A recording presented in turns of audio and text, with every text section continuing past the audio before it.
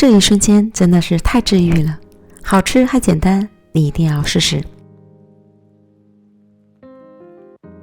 红枣20个，去核后加水洗净。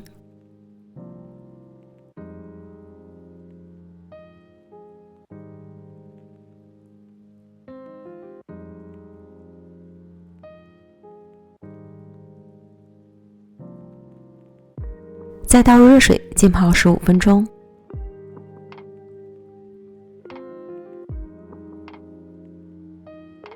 糯米粉400克，少量多次的加入200克开水，水要一点点的加入，将糯米粉烫匀。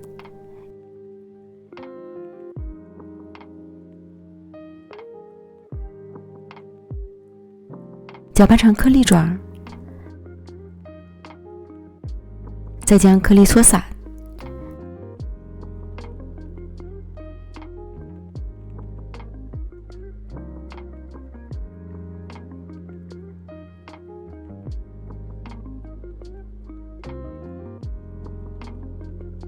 攥一把，很容易能成团即可。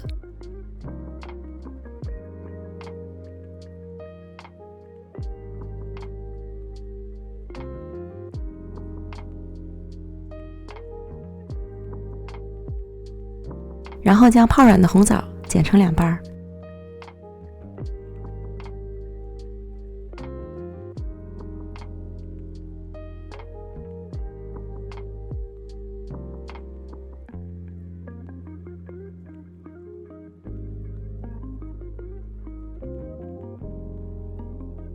加入到糯米粉里，翻拌均匀。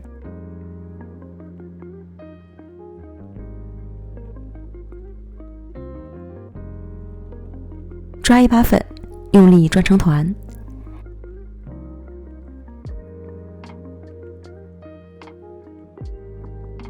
直到紧实不散开。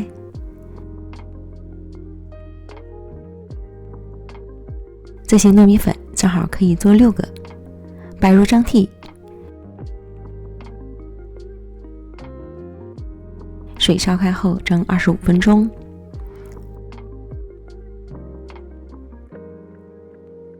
关火后冷却一会儿，表面一层会风干，这样拿起来就不会扎手了。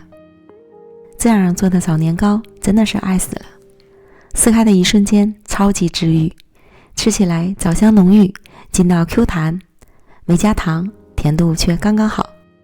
一次可以多做一些，冷冻保存，随吃随取，简单蒸一下，或是缓冻后切片，煎至两面焦香就可以了。好做又好吃，朋友们千万别错过，赶快安排起来吧。感谢您的收看，我们下期视频见，拜拜。